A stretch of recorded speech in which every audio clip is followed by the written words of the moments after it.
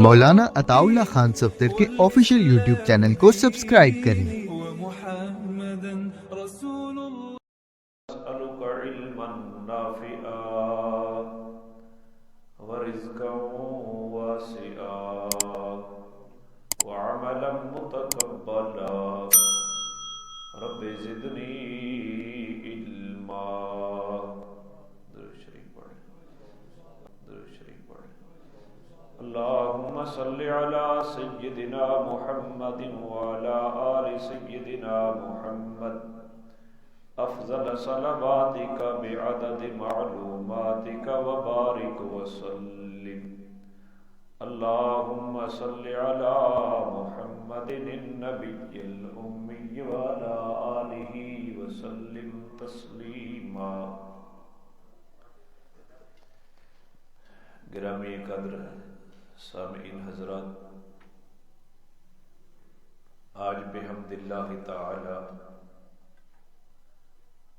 12ویں جمعۃ المبارک کو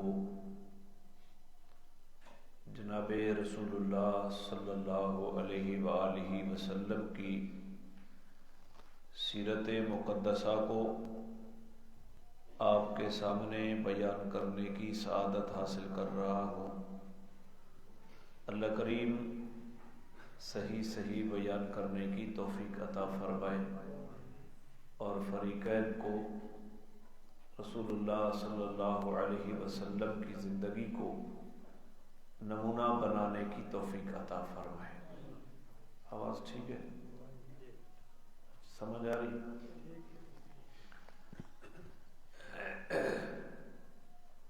پچھلے جمعہ پر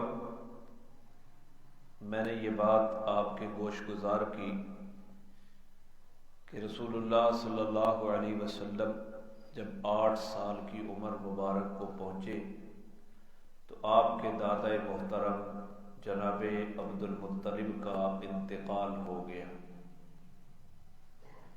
اور آپ کے انتقال کے بعد حضور علیہ الصلاۃ والسلام کی کفالت جناب ابو طالب نے کرنا شروع کر دی۔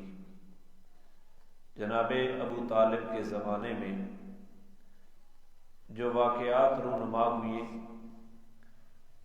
ان کا تذکرہ پچھلے جمعے سے شروع ہے، اور ملک شام میں ایک تجارتی سفر میں رسول اللہ صلی اللہ علیہ وسلم بھی 9 سال کی عمر میں ابو طالب کے ساتھ تشریف لے گئے تھے۔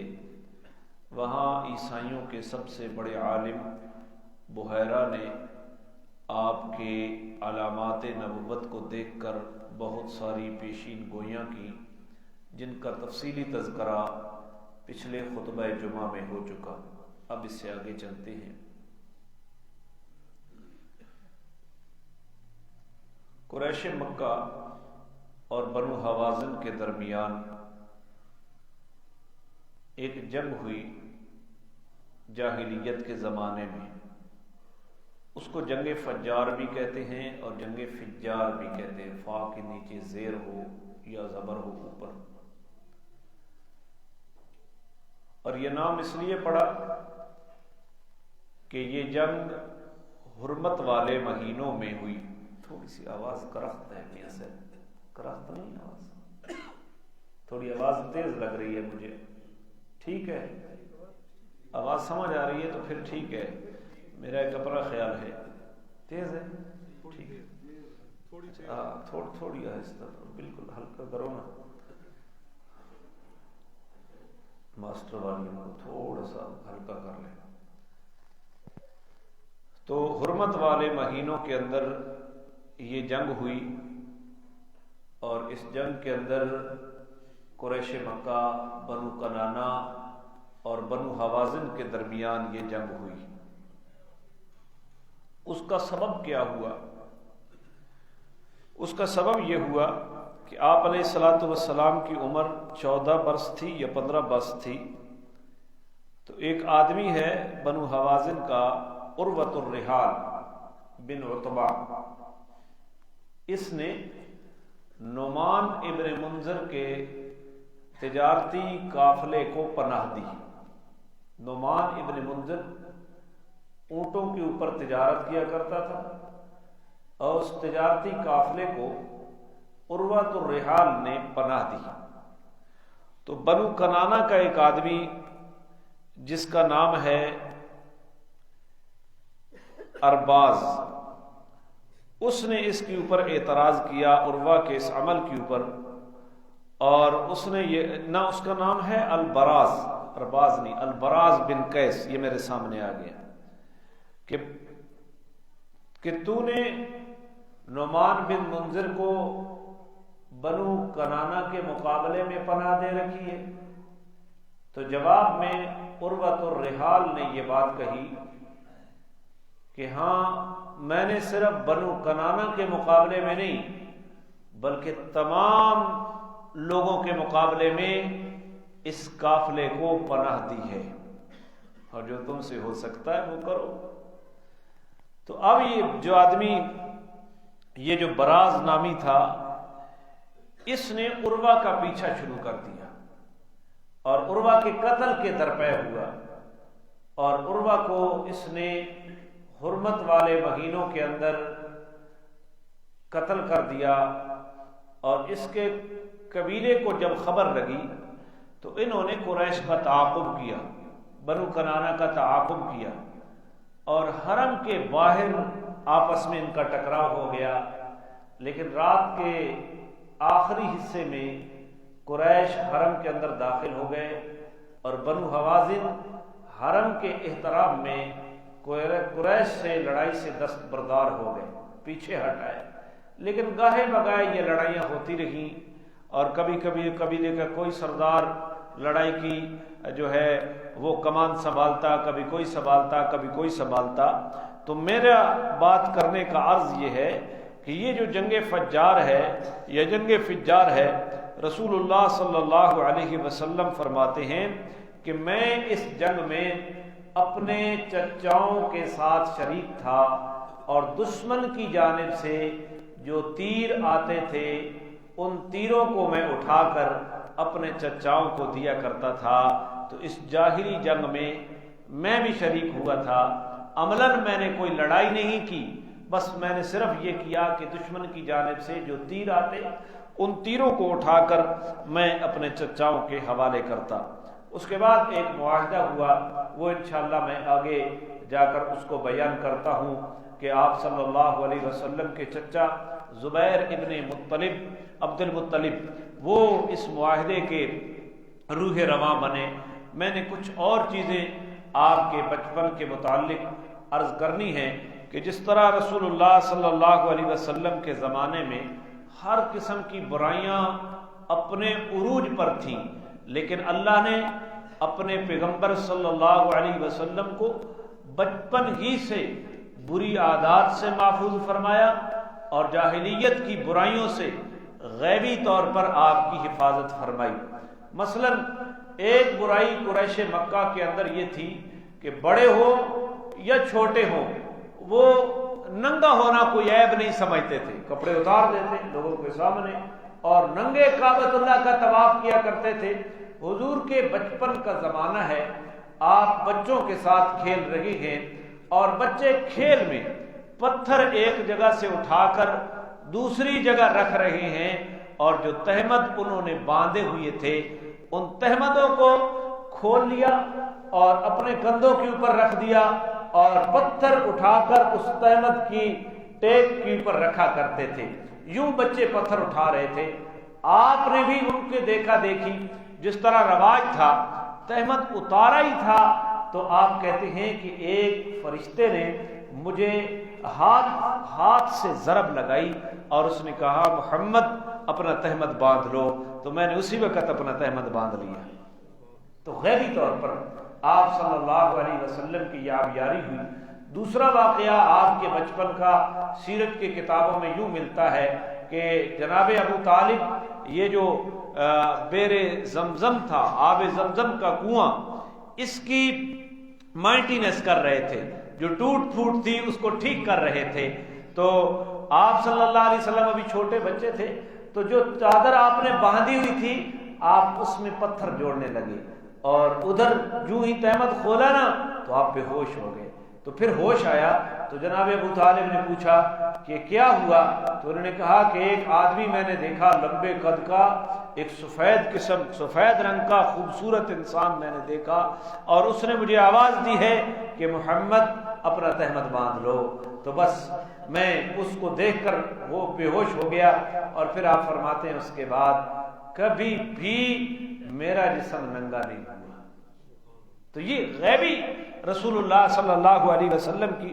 اور اگر کسی نے یہ چیزیں دیکھنی ہوں تو سیرت حلبیہ کے اندر علامہ حلبی نے ان کو تفصیل سے بیان کیا ہے، وہاں یہ باتیں دیکھی جا سکتی ہیں.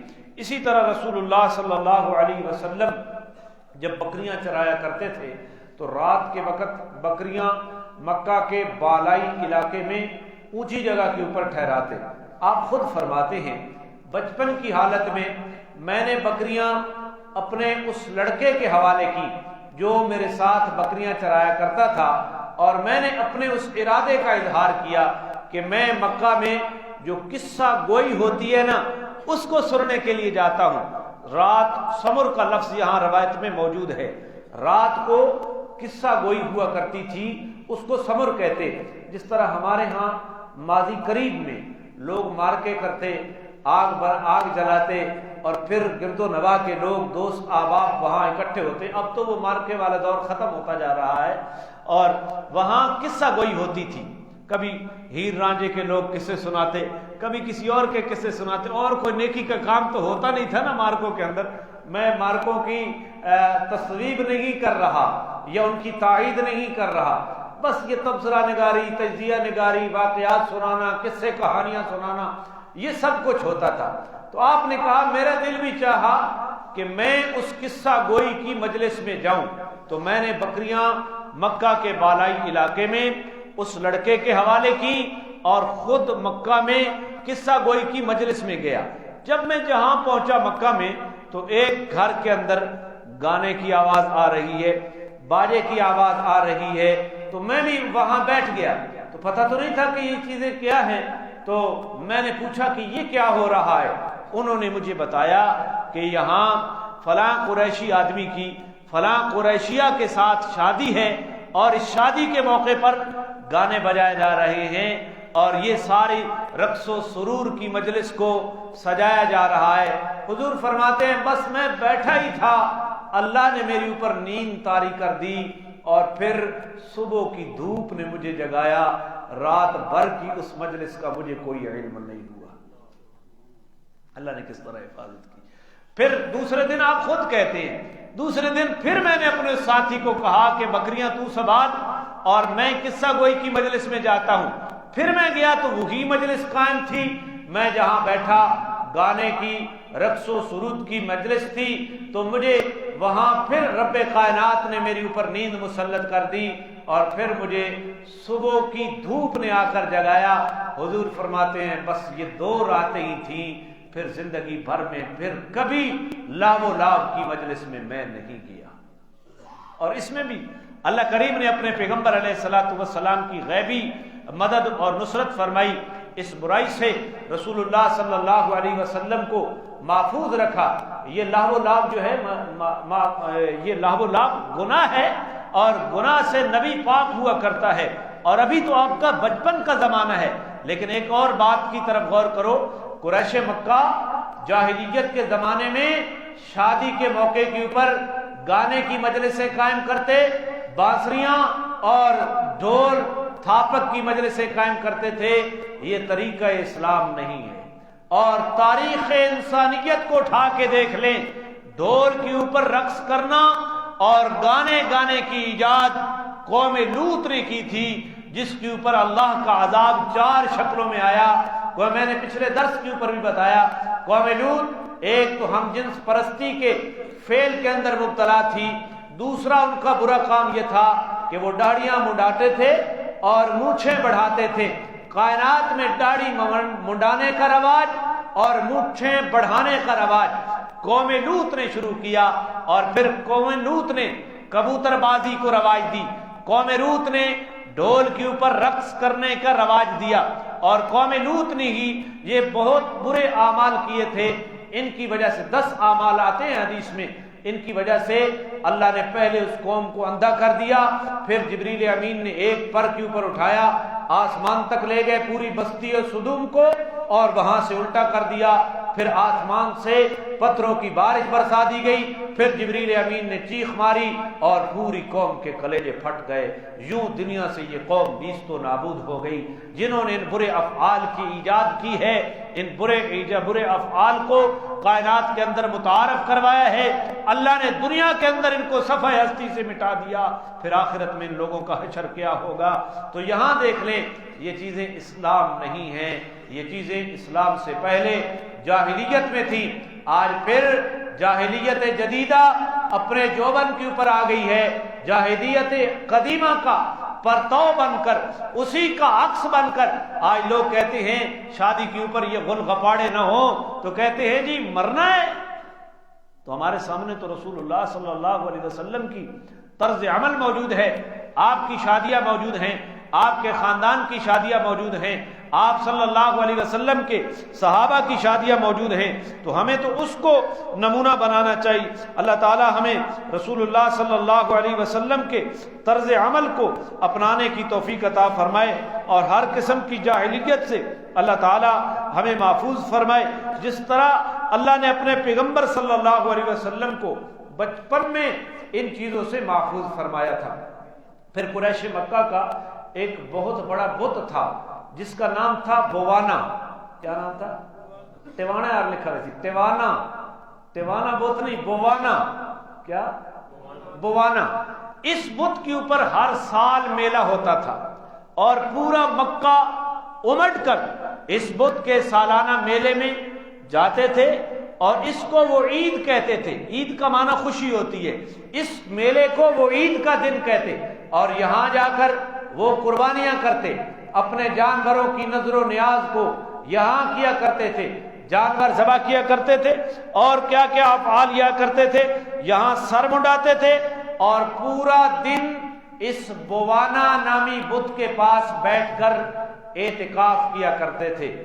آپ صلی اللہ علیہ وسلم جب جناب ابو طالب کی کفالت میں آئے تو آپ اس وقت ہوش کی عمر میں تھے، آپ نہیں جاتے تھے اس بوانا کے میلے میں، اس عید میں نہیں جایا کرتے تھے۔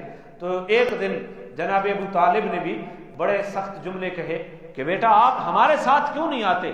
پوری قوم بوانا نامی بت کے پاس جاتی ہے اور اپنی عید میں جاتی ہے، وہاں قربانی کے جانور ذبح ہوتے ہیں، لوگ وہاں گوشت کھاتے ہیں، وہ وہاں سر منڈاتے ہیں، وہاں لوگ اعتکاف کرتے ہیں۔ اور روایات میں آتا ہے کہ رسول اللہ صلی اللہ علیہ وسلم کی پھوپھیوں نے سختی سے آپ کو یہ کہا، میں وہ جملے میرے سامنے ہیں، کہ وہ کہتی کہ محمد تم یہ نہیں چاہتے کہ اپنی قوم کی عید میں شریک ہو اور مجمع میں اضافہ ہو؟ تم نہیں چاہتے کہ اپنی قوم کی عید میں، اپنی قوم کی خوشیوں میں شریک ہو اور وہ مجمع کے اضافہ کو؟ تو پھر وہ پھوپھیاں یہ کہتی کہ تم ہمارے معبودوں سے اس طرح بچتے اور پرہیز کرتے ہو تو ہمیں لگتا یہ ہے کہ ہمیں تمہاری طرف سے پھر ڈر لگنے لگتا ہے کہ تیرا مذہب کوئی اور تو نہیں ہو گیا۔ بچپن میں میرے نبی نہیں جاتے تھے، تو جب پھوپھیوں نے سختی کی نا تو آپ صلی اللہ علیہ وسلم گھر سے غائب ہو گئے، اور کافی ٹائم غائب ہوئے۔ تو جب آپ واپس آئے نا تو حضور علیہ الصلوۃ والسلام کے اوپر دہشت کے اثرات تھے۔ تو گھر والوں نے پوچھا، اب ایک ہونہار بچہ جو پورے خاندان کی محبت کا مرکز تھا، اب اس کے رنگ اڑے ہوئے ہیں، اس کے اوپر دہشت طاری ہے، تو پورا خاندان پوچھتا ہے کہ آپ کے اوپر دہشت کیوں ہے؟ تو آپ نے فرمایا کہ مجھے بھوت کے یا کسی جن کے اثر کا خطرہ لگ رہا ہے۔ تو یہ پہلا واقعہ ہے جب ایک فرشتہ پھر آپ کے سامنے آیا۔ تو کہتے ہیں کہ جب میں بوانا نامی اس بت کے قریب پہنچانا، حضور کہتے ہیں تو ایک خوبصورت، ایک شکل سفید رنگ کی خوبصورت نوجوان میرے اور اس بت کے درمیان حائل ہو گیا۔ اور وہ ترجمہ کیا ہے؟ اور اس نے کہا کہ میں جب آپ اس بت کے قریب ہوا نا تو سفید رنگ کا اور بڑے قد کا آدمی ظاہر ہوا، غالباً وہ فرشتوں سے تھا اور وہ مجھے پکار رہا تھا، محمد پیچھے ہٹو، اس کو چھونا نہیں ہے، اس کو میں سمجھا سکتا تو سمجھا سی، اس کو محمد پیچھے ہٹو، اس کو چھونا نہیں ہے۔ وہ تمام اس بت کو چھوتے تھے، کس طرح بھائی؟ چمو چٹو پارٹی نا ساری، جتھے کو بڑی جاڑی دیکھی، خدا کے بندو۔ آج بھی ہم ہندوستان کے مسلمان جو ہیں، ہندوؤں کے ساتھ رہتے ہوئے نسل در نسل ہمارے اندر وہ چیزیں آ رہی ہیں۔ کوئی درخت خود پیدا ہوا، پھر اس کی کانٹ چھانٹ نہیں ہوئی، بڑھتا گیا، اس کی شاخیں بڑھتی گئیں، کسی پاگل آدمی نے اس کے گرد پتھروں کا ایک گول دائرہ بنا دیا، کسی نے کوئی جھکڑ طوفان آیا، کہیں سے کوئی کپڑا اڑ کر، کوئی شاپر اڑ کر اس درخت کے ساتھ لپٹ گیا، تو لوگوں کیا تھا؟ اسی طرح کے حالات تھے۔ تو حضور فرماتے ہیں کہ وہ جو سامنے بندہ آیا نا اور اس نے کہا محمد پیچھے ہٹو، اس کو چھونا نہیں ہے، اس کو۔ تو یوں اللہ نے بچپن میں جناب محمد الرسول اللہ صلی اللہ علیہ وسلم کو بتوں کے میلے سے بچایا ہے۔ اور حضرت زید بن حارثہ کہتے ہیں ابھی آپ کی نبوت کا اعلان نہیں ہوا، مکہ کے اندر جو بت تھے تانبے کے بنے ہوئے، ایک کا نام اصاف تھا اور دوسرے کا نام نائلہ تھا، لوگ ان کو چھوتے، لوگ طواف کے درمیان ان کو چھوتے، وہ چمو چٹو پارٹی جب طواف کرتے نا پھر ان کے پاس آتے، ان کو چھوتے، ان کے پاس قربانیاں دیتے۔ تو میں بھی آیا اور میں نے اس بت کو، زید بن حارثہ کہتے ہیں، میں نے اس کو چھوا۔ زید بن حارثہ آپ صلی اللہ علیہ وسلم کے غلام ہیں، آزاد کردہ، اس کی بات بھی انشاءاللہ آگے میں بیان کروں گا اپنے مقام کے اوپر۔ تو زید بن حارثہ کہتے ہیں آپ نے منع کیا، پھر میں نے آنکھیں چرا، انسان کی طبیعت ہے نا، فطرت ہے، جب اس کو ایک چیز سے منع کرو تو یہ پھر اس کو کہنا اس دیوار کے پیچھے نہیں دیکھنا، یہ پھر دیکھے گا، پتہ نہیں کیوں میں۔ تو تھوڑے طواف کے چکروں کے بعد پھر میں نے آنکھیں چرا کر اس بت کو چھونے کی کوشش کی۔ زید بن حارثہ کہتے ہیں عقیدت کے ساتھ نہیں، حضور جو مجھے منع کر رہے تھے کہ اس کو ہاتھ نہیں لگانا، میں دیکھنا چاہتا تھا کہ ہاتھ لگائیں تو کیا ہوتا ہے۔ تو ادھر نبی پاک نے مجھے دیکھ لیا اور آواز دی، زید بن حارثہ ایک مرتبہ منع نہیں کیا، ایک مرتبہ منع نہیں کیا ہے کہ اس کو ہاتھ نہیں لگانا، یہ بت پرستوں کا فعل ہے، بتوں کو ہاتھ لگانا، ان کو برکت کے اعتقاد سے چھونا۔ تو زید بن حارثہ کہتے ہیں پھر زندگی بھر میں نے بھی کسی بت کو ہاتھ نہیں لگایا۔ تو یہ رسول اللہ صلی اللہ علیہ وسلم کی اللہ تعالیٰ نے غیبی اعتبار سے بت پرستی سے آپ کی حفاظت فرمائی۔ اور پھر یہ جو قریش مکہ بتوں کے اوپر نظر و نیاز دیا کرتے تھے، بتوں کی منت مانا کرتے تھے، اور قرآن نے تو بعد میں کہا نا کہ یہ غیر اللہ کے نام کی نظر و نیاز، غیر اللہ کے نام کے اوپر جانور ذبح کرنا یہ حرام ہے۔ قرآن کی آیت حرمت علیکم المیتۃ والدم ولحم الخنزیر وما اہل بہ لغیر اللہ، یہ تو بعد میں اترا نا۔ تو رسول اللہ صلی اللہ علیہ وسلم خود فرماتے ہیں میں نے زندگی بھر کبھی بھی بچپن کی حالت میں، لڑکپن کی حالت میں، جوانی کی حالت میں، اور نبوت کے بعد تو اسلام آ گیا، وہاں تو کیا کہنے ہی تھے، میں نے کبھی بھی غیر اللہ کے نام کی نظر و نیاز کو چکھا بھی نہیں ہے۔ وہ بتوں کے اوپر کیا کرتے؟ جانور ذبح کرتے، ان کا گوشت پکا کر خود بھی کھاتے اور لوگوں کو بھی۔ میں نے کبھی بھی زندگی میں یہ نہیں کہا کہ گوشت ہی تو ہے نا، تو صحیح یاد ہے نا، حلوہ ہی تو ہے، تو میں نے کبھی بھی نہیں کھایا۔ اور اس کی وجہ کیا تھی؟ زید بن عمر بن نفیل، میں اس کے پاس بیٹھا کرتا تھا، اس کا زمانہ میں نے دیکھا تھا۔ یہ زید بن عمر بن نفیل یہ حضرت عمر رضی اللہ تعالی عنہ کا چچا زاد بھائی تھا، خطاب کا ستیلا بھتیجا تھا، ستیلا بھتیجا، سگا بھائی جو ماں باپ کی طرف سے سگا ہوتا ہے ایسا سگا بھائی نہیں تھا، بلکہ بھائی تھا، ماں کی جانب سے تھا یا باپ کی جانب سے تھا۔ اس کا بیٹا تھا زید بن عمر بن نفیل۔ یہ زمانہ جاہلیت سے ہی اللہ تعالیٰ نے اس کو ملت ابراہیمی کے اوپر کھڑا کیا تھا، اور یہ لوگوں کو کہتا کہ دیکھو بکری کو پیدا کس نے کیا؟ تو قریش کہتے اللہ نے پیدا کیا. آسمان سے بارش کس نے اتاری؟ قریش بھی کہتے کہ اللہ نے اتاری ہے. پھر اس بارش کے ذریعے بکری کے لیے گھاس کس نے پیدا کیا ہے؟ تو قریشی بھی کہتے کہ اللہ نے پیدا کیے.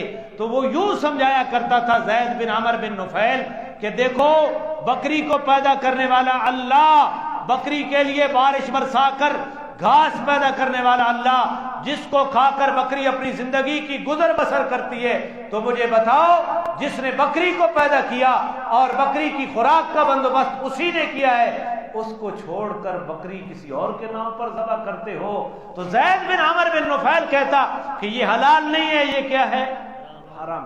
حضور کہتے میں زید بن عمر بن نفیل کی باتیں سنا کرتا تھا، میں نے کبھی بھی غیر اللہ کے نام کی نظر و نیاز کا گوشت چکھا نہیں. یہ زید بن عمر بن نفیل یہ جو آدمی تھا نا، اس کی وجہ سے آپ علیہ الصلوۃ والسلام یہ فرما رہے ہیں یہ دین ابراہیمی کے اوپر کاربند تھا. یہ چار آدمی تھے، ایک ورقہ بن نوفل اور ایک زید بن عمر بن نفیل، ایک عبید اللہ بن جاش اور ایک عثمان بن حویرث. یہ چار آدمی تھے.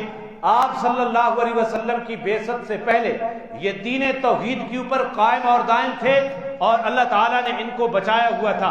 یہ ورقہ بن نوفل یہ عیسائی ہو گئے تھے اور آپ صلی اللہ علیہ وسلم کے بعثت کے ابتدائی واقعات میں ورقہ ابن نوفل کا تذکر آئے گا. یہ سیدہ خدیجہ الکبریٰ رضی اللہ تعالی عنہ کا چچا زاد بھائی تھا اور یہ عیسائی ہو گئے تھے اور عیسائیت میں بھی انہوں نے توحید کا دامن نہیں چھوڑا اور یہ انہوں نے نبوت کا زمانہ نہیں پایا.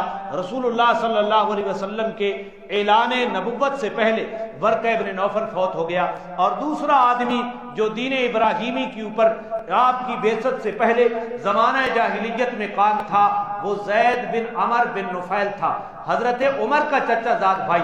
یہ جب عقیدہ توحید کو بیان کرتا نا، یوں کہتا دیکھو بکری کو بتوں کے نام کے اوپر ذبح کرنے والوں، بکری کو اللہ نے پیدا کیا ہے، بارش اللہ نے برسائی ہے، بارش کے ذریعے گھاس اللہ نے پیدا کیا ہے، بکری اس گھاس کو چرتی ہے، اللہ کے پیدا کی ہوئی گھاس کو شرم نہیں آتی تمہیں؟ اسی بکری کو تم بتوں کے نام کے اوپر ذبح کرتے ہو. اس بکری کا حق ہے کہ اس کو اس کے نام کے اوپر ذبح کیا جائے جس نے اس کو بھی پیدا کیا ہے، تمہیں بھی پیدا کیا ہے، اس کی خوراک کا بندوبست بھی کیا ہے، تمہاری روزی کا بندوبست بھی کیا ہے.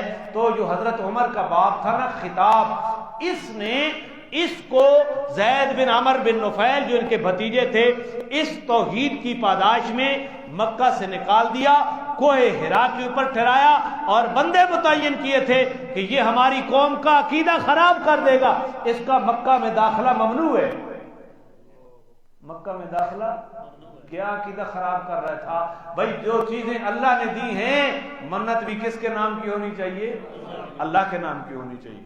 تو کہتا ہے بت کچھ نہیں کر سکتے، تو ہماری قوم کا عقیدہ خراب کرتا ہے، تو نے اس شہر میں نہیں آنا. زید بن عمر بن نفیل وہاں سے ہجرت کر گیا، ملک شام چلا گیا اور عیسائی راہبوں کے پاس جاتا اور وہاں جا کر لوگوں سے پوچھتا کہ حضرت ابراہیم کا اصل مذہب کیا ہے.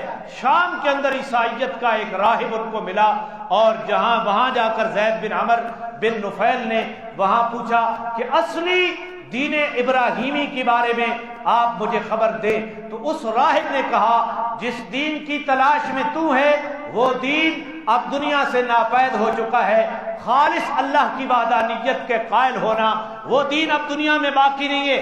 ہاں اس دین کی تجدید جس نے کرنی ہے وہ نسل ابراہیمی میں اسماعیل کی اولاد نے اس نے پیدا ہونا ہے، جس علاقے سے تو آیا ہے اسی علاقے میں اس نے پیدا ہونا ہے. ابھی ہماری کتابیں بتاتی ہیں اس کے ظہور کا وقت قریب ہوا چاہتا ہے. تو اگر دین ابراہیمی کو تلاش کرنا چاہتا ہے جا واپس ہو اسماعیل کی اولاد میں جس نے اعلان نبوت کرنا ہے اس کے ہاتھ کے اوپر کلمہ پڑھ لے تجھے دین ابراہیمی مل جائے گا. یہ اس عیسائی راہب نے کہا. زید بن عمر بن نفیل یہ بڑی جلدی دوڑا اور تاکہ میں پہنچ جاؤں کیونکہ دین ابراہیم کی طلب میں تھا.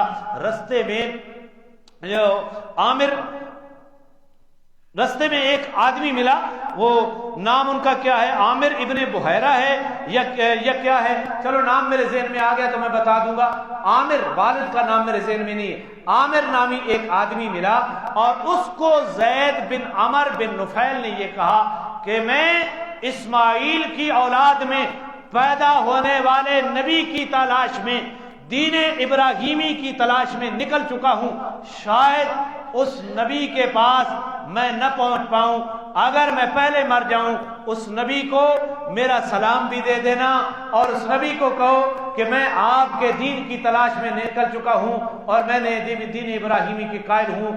یہ رستے میں پہنچا تھا، مکے میں کسی قبیلے کے افراد نے زید بن عمر بن نفیل کو شہید کر دیا، پھر وہ عامر آدمی جب مسلمان ہوا تو اس نے زید بن عمر کا سلام بھی رسول اللہ صلی اللہ علیہ وسلم کو پہنچایا، اور یہ جو زید بن عمر بن نفیل ہے نا، اس کا بیٹا ہے سعید ابن زید رضی اللہ تعالیٰ عنہ، یہ وہ خوش قسمت صحابی ہے جو عشرہ مبشرہ کے اندر داخل ہے۔ رسول اللہ، میں خطبے کے اندر بھی پڑھتا ہوں ان کا نام، یہ جو خطبہ میں دیتا ہوں نا، 2 خطبے جمعے کا ان کا نام آتا ہے، سعید ابن زید رضی اللہ تعالیٰ عنہ۔ حضور نے ان کو دنیا میں جنت کی بشارت دی، انہوں نے کہا یا رسول اللہ، آپ نے میرے والد کو تو دیکھا ہے نا، وہ تو توحید کا پرچار کیا کرتا تھا، آپ اس کے لیے مغفرت کی دعا کر دیں۔ تو صحیح سند سے ثابت ہے حضور نے اس آدمی کے لیے مغفرت اور رحمت کی دعا کی ہے، اور میرے نبی نے فرمایا جب میں نے معراج کی رات جنت کی سیر کی تو جنت کے اندر میں نے 2 بڑے درخت دیکھے، جو درخت زید بن عمر بن نفیل کے نام کے جنت میں لگے ہوئے ہیں، عقیدہ توحید کے اوپر۔ اور حضور فرماتے ہیں میں نے جنت کے اندر زید بن عمر بن نفیل کو دیکھا، وہ بڑے ناز سے چل رہے تھے جنت کے اندر، جس طرح بندہ اپنی بادشاہی کے اندر بڑے ناز سے گھوم رہا ہوتا ہے۔ ایک یہ تھی، اور تیسرا آدمی توحید کا قائل عبید اللہ بن جاش، اس نے حضور کا زمانہ بھی پایا اور حضور کے ہاتھ کے اوپر بھی یہ مسلمان ہوا، اور جب ہجرت حبشہ ہوئی نا تو یہ حبشہ کی طرف ہجرت کر گیا، وہاں یہ عیسائیت سے مرعوب ہو کر عیسائی ہو گیا۔ دیکھو اللہ تعالیٰ معاف فرمائے، یہ عقیدہ صحیح مل جانا یہ ہمارا کمال نہیں ہے، یہ انعام ربانی ہے، لہذا دعا کرنی چاہیے، ربنا لا تزغ قلوبنا بعد اذ ہدیتنا وہب لنا من لدنک رحمہ انک انت الوہاب، اے میرے پروردگار ہمارے قلوب کو ہدایت آ جانے کے بعد ٹیڑھ میں اور گمراہی میں مبتلا نہ کرنا، انک انت الوہاب، بے شک وہاب تو ہی ہے۔ وہاب کا معنی فارسی میں داتا ہے اور اردو میں ہے دینے والا، سب کچھ دینے والا کون ہے؟ اللہ، اس کو فارسی میں داتا کہتے ہیں۔ تو دعا ہر فرض نماز کے بعد اگر یہ دعا پڑھا کریں آپ، ربنا لا تزغ قلوبنا بعد اذ ہدیتنا وہب لنا من لدنک رحمہ انک انت الوہاب، اس کے مفہوم کو پیش نظر رکھ کر تو انشاءاللہ اللہ کی قدرت کاملہ سے یہ امید کامل ہے کہ اللہ اس بندے کو ہدایت کے بعد گمراہ نہیں کرے گا۔ پڑھو گے نا کس طرح؟ ربنا لا تزغ قلوبنا بعد اذ ہدیتنا وہب لنا من لدنک رحمہ انک انت الوہاب، یہ دعا پڑھا کرو۔ تو عبید اللہ بن جاش کو اللہ نے حضور کی بعثت سے پہلے ہدایت عطا کی تھی، عقیدہ توحید کی سمجھ عطا کی تھی، بت پرستی تھے۔ یہ 4 آدمی جب بیٹھتے نا، ورقہ بن نوفل، زید بن عمر بن نفیل، عبید اللہ بن جاش اور عثمان بن حویرث، یہ 4 آدمی جب بیٹھتے نا تو قریش مکہ جب بتوں کی پوجا کرتے تو یہ آپس میں تبصرہ کرتے، دیکھو یہ کیسی پاگل مخلوق ہے، اپنے ہاتھ سے بنائے ہوئے بتوں کو خدا سمجھ کر ان کی عبادت کر رہے ہیں، اس سے بھی بری قسمت کیا ہو سکتی ہے۔ اور اسی عبید اللہ بن جاش کو حضور کے ہاتھ کے اوپر کلمہ پڑھنے کی توفیق ہوئی، صحابی بنا اور ہجرت حبشہ میں عیسائیوں کے پاس بیٹھنے لگا تو عیسائی ہو گیا، اور صرف عیسائی نہیں مرتد ہو گیا۔ اور پھر جب مسلمانوں کے پاس اس کا گزر ہوتا نا عبید اللہ بن جاش کا، تو یہ کہتا مسلمانوں کو ہماری آنکھیں تو عیسائی مذہب کو قبول کر کے کھل چکی ہیں، تم ابھی تک ٹکرے مار رہے ہو، تم ابھی تک اندھیروں میں ٹکرے مار رہے ہو۔ یہاں یہ وادی سون کے ایک قصبہ کے اندر، میں نام نہیں لیتا، نام اس لیے نہیں لیتا کہ بندے پہنچ جاتے ہیں بندے تک، یہاں ایک فتنہ کھڑا ہوا ہے انکار نماز کا، اس کی پوری تحقیق مجھے بھی نہیں ہو رہی کہ اس انکار کے پیچھے کیا ہے، اس انکار کے دلائل کیا ہیں، لیکن ان لوگوں سے جب گفتگو ہوتی ہے نا تو انکار نماز کی بو آتی ہے، اور وہ مختلف قسم کی ہیلے بہانے کرتے ہیں۔ وہ کہتے ہیں جی نماز مومنین کے اوپر فرض ہے، مسلمین کے اوپر فرض نہیں ہے۔ کبھی کہتے ہیں کہ نماز کا اقیم الصلاۃ کا حکم ہے، نماز کو قائم کرنے کا حکم ہے، پڑھنے کا حکم قرآن میں نہیں ہے۔ اچھا بھائی نمازوں کی تعداد قرآن میں دکھاؤ۔ اس طرح کی باتیں جو کرتے ہیں نا تو ہمیں بو آتی ہے کہ یہ لوگ نماز کے منکر ہیں۔ کبھی کہتے ہیں نماز دل کی ہوتی ہے، نماز جسم کی نہیں ہوتی، اور کبھی کہتے ہیں نماز ظاہر کی نہیں ہوتی، نماز باطن کی ہوا کرتی ہے، اس طرح کے جملے۔ تو ہمارے وادی سون کے ایک شہر کا ایک بندہ 5 وقت کا نمازی ہے، تبلیغی جماعت سے بھی وقت لگا ہوا ہے، اب وہ بھی کہتا ہے وہ کسی گندے آدمی کی صحبت میں بیٹھا اور نمازیں چھوٹ گئی، اذان چھوٹ گئی 5 وقت کی، اور وہ کہتا ہے کہ نماز باطن کی ہے، نماز ظاہر کی نہیں ہے۔ حضرت عمر تورات پڑھ رہے ہیں، حضور علیہ السلام نے پیچھے دیکھا تورات پڑھ رہے ہیں اور حضور کے لال پیلے ہو رہے ہیں غصے سے۔ ابو بکر صدیق نے دیکھا عمر حضور کو نہیں دیکھ رہے، میں اللہ کا کلام ہی تو پڑھ رہا ہوں تورات۔ حضور نے فرمایا تورات اللہ کی کلام ہے، جب میں آ گیا اور قرآن آ گیا اب کسی اور کتاب کی ضرورت باقی نہیں رہی، اب کسی اور کتاب کی باقی ضرورت۔ عبید اللہ بن جاش عیسائی ہو گیا اور مسلمانوں کو کہتا کہ ہماری آنکھیں کھل گئی اور تم اندھیرے میں ٹکرے مار رہے ہو۔ اس کو اپنی گمراہی اور اپنا ارتداد آنکھیں کھلنا نظر آ رہا تھا۔ آج جو لوگ نمازیں پڑھتے ہیں کسی برے کی صحبت میں بیٹھ کر نمازوں کا انکار کر کے کہتے ہیں ہم تو پہنچ گئے اور تم نماز کی ٹکروں میں ابھی تک لگے ہوئی ہو۔ اللہ محفوظ فرمائے۔ تو کیا دعا پڑھنی ہے؟ ربنا لا تزغ قلوبنا بعد اذ ہدیتنا وہب لنا من لدنک رحمہ انک انت الوہاب۔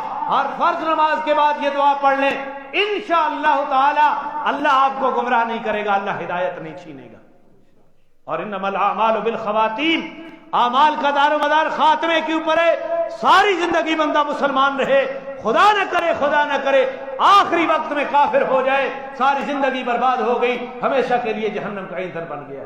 تو اللہ سے معافی مانگنی چاہیے، نیک لوگوں کی صحبت میں بیٹھنا چاہیے، ان لوگوں کے پاس بیٹھنا چاہیے جو اللہ کی وحدانیت کا درس دیتے ہیں، جو انبیاء کی عظمت اور انبیاء کے پیغام کا درس دیتے ہیں۔ تو کوشش کریں گے نا صحبت صالح کی، اور یہ میں نہیں کر رہا، اللہ کہہ رہا ہے یا ایھا الذین آمنوا اتقوا اللہ، اے ایمان والو اللہ سے ڈر جاؤ، وَكُونُوا مَعَ الصَّادِقِينَ، اور اپنا سنگ سچے لوگوں کے ساتھ بنا لو۔